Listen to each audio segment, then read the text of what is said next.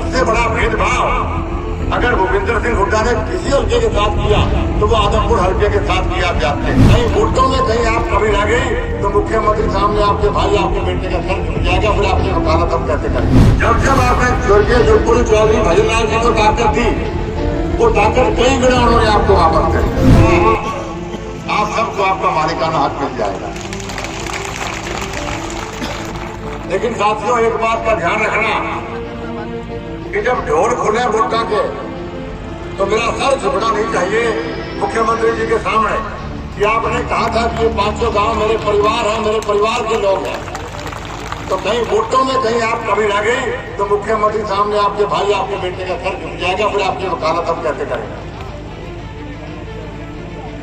दूसरा, मैं सिर्फ ठीक है माने लक्ष्मण जी का नाम रह गया, ये तो दिया था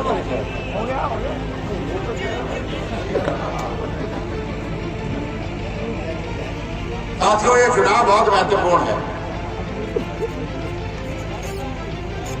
बहुत मुश्किल से ऐसे मौके किसी की जिंदगी में आते हैं कि अपना भविष्य खुद अपने हाथ से लिखते हैं, और वो मौका आज आपके पास आया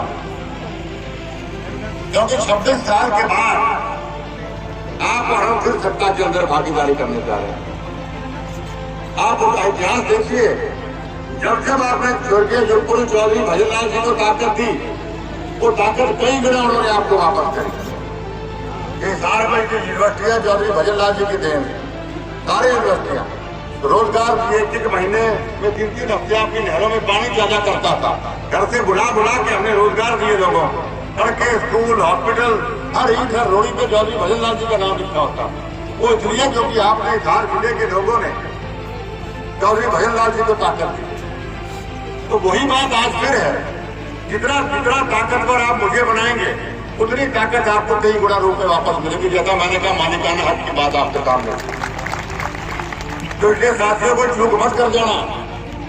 ये लोग बहकाने बरकराने आएंगे, कोई जात बिरादरी की बात करेगा, कोई प्रलोभन देगा, लेकिन चौधरी भजनलाल जी की बात को आप याद रखना कि रिश्तेदार आए, दोस्त आए दबाव बनाने के लिए, उनका मान सम्मान करो, सब कुछ करो, हलवा खाओ, चूरमा खाओ, लेकिन वोट चौधरी भजनलाल जी परिवार जाएंगे, उनका अधिकार वोट के ऊपर।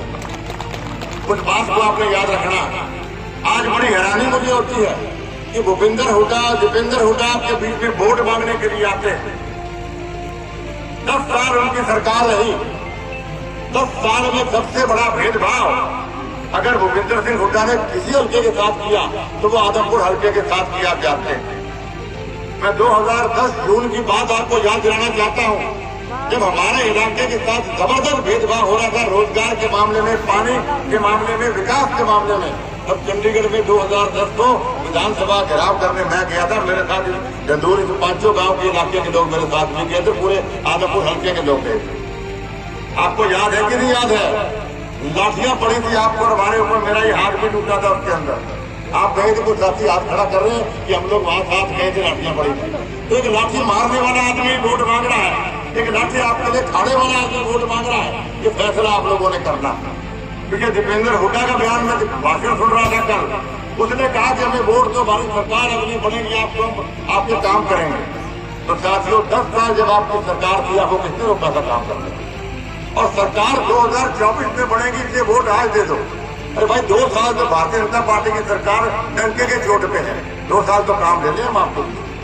और मैं आज आपसे दावा करके जाता हूँ, ये लोग चुनाव से पहले कभी नहीं दिखे, ना ये चुनाव के बाद दिखने वाले हैं। चुनाव से पहले अगर आपको कोई दिखा तो चौधरी भजनलाल परिवार दिखा, और आगे जो दिखेगा चौधरी भजनलाल परिवार आपको दिखेगा, आपके दुख में, आपके सुख में। इसलिए साथियों, बहकना नहीं है। ये मौका हमारे पास आया है, एक मजबूत प्रधान